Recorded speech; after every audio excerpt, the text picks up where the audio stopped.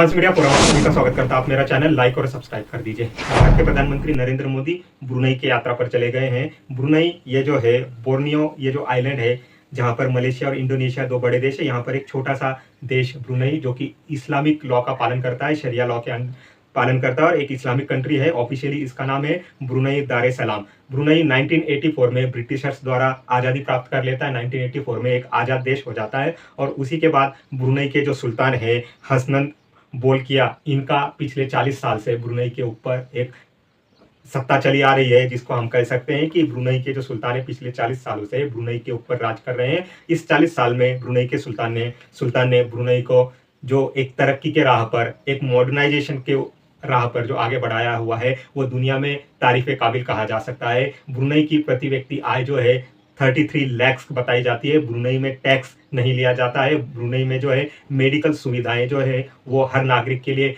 Free है।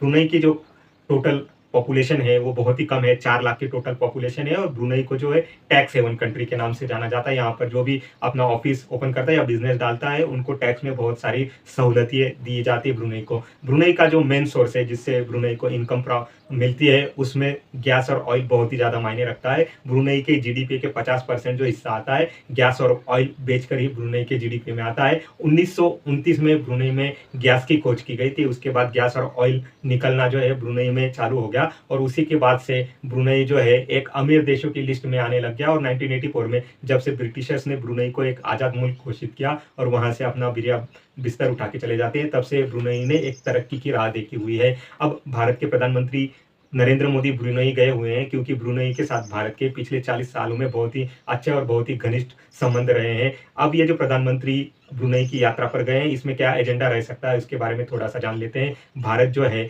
Brunei से लगभग 7,500 किलोमीटर दूरी पर है और ब्रुनई जो है इंडो चाइना जो कंट्रीज है साउथ ईस्ट एशिया के, उसमें एक स्ट्रेटेजिकली ज़्यादा इंपॉर्टेंट लोकेशन तो नहीं रखता है क्योंकि ये साउथ चाइना सी में बहुत ही ज़्यादा दूर है, लेकिन चाइना पूरे साउथ चाइना सी पर अपना क्लेम करता है, जिसको मानने से Philippines, Japan, Taiwan, Indonesia, Malaysia, Vietnam इनकार कर देते हैं। ब्रुनई भी अपनी आवाज़ वहाँ पर उठाते रहता है। वो भी चाइना का ये जो एग्रेशन है उसको मानता नहीं है, लेकिन वो चाइना के खिलाफ बहुत ही ज़्यादा एग्रेसिव गेस्चर कभी दिखाते हुए दिखाई नहीं देता है। शायद साउथ चाइना सी में इसकी लोकेशन बहुत ही ज़्यादा दूर होने की वजह से और कम पॉपुलेशन होने की वजह से ब्रुनई जो है थोड़ा हेजिटेट होता है, लेकिन उसके आजू बाजू जो बड़े कंट्रीज हैं मलेशिया और इंडोनेशिया, इसकी वजह से ब्रुनई जो है हमेशा एक डिफेंसिव फॉर्म में रहता है और दुनिया के बड़े देशों से अपने जो संबंध है, रिलेशन जो है उसको बनाए रखता हुआ है। ब्रुनई इंडिया से डिफेंस, बिजनेस और गैस और ऑयल ये सारे सेक्टर्स में एक बिजनेस करना चाहता है, डिफेंस डील करना चाहता है। साथ ही साथ इंडिया जो है ब्रुनई को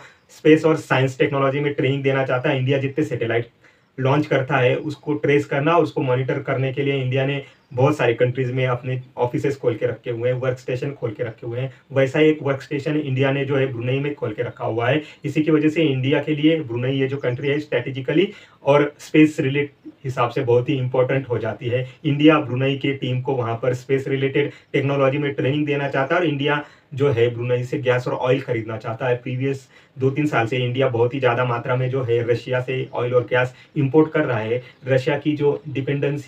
इंडिया की जो डिपेंडेंसी रशिया के ऊपर ऑयल और गैस के टाइप पर हो गई है, एक टाइप से उसको इंडिया जो है एक बार फिर से डाइवर्स करना चाहता है, क्योंकि कभी भी इंडिया के ऊपर रशिया से ऑयल नहीं खरीदने का एक प्रेशर यूरोप और अमेरिका से आ सकता है। इसीलिए इंडिया जो है वो डिफरेंट गेटवे अपॉर्चुनिटीज ढूंढ रहा है कि अपनी जो ऑयल और गैस की डिमांड है उसको दूसरे देशों से डाइवर्ट करके मल्टीपल कंट्रीज से डिमांड को पूरी की जा सके। तो आने वाले समय में इंडिया और ब्रुनई के जो संबंध है वो बढ़ते हुए हमको दिखाई देंगे। ब्रुनई जो है अपने भोग विलास और अपनी अमीर रियासत की वजह से जाना जाता है। यहाँ के जो सुल्तान हैं उनके पास बहुत ही ज़्यादा प्राइवेट गाड़ियों का, प्राइवेट जेट का कलेक्शन कहा जाता है। साथ ही साथ यहाँ के जितने भी मस्जिद या जितने भी राजमहल है वो सोने से बने हुए हैं।